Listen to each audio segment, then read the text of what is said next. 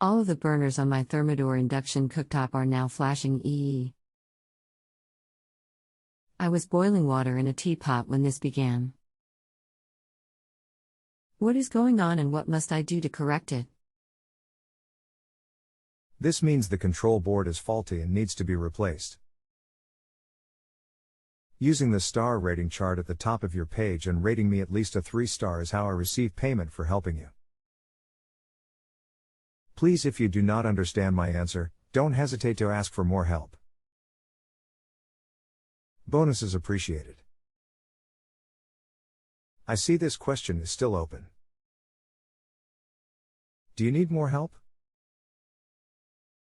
Please remember to use the star rating chart at the top of your page and rating me at least a 3-star is how I receive payment for helping you.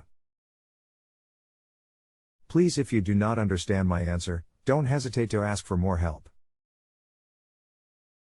Bonuses appreciated.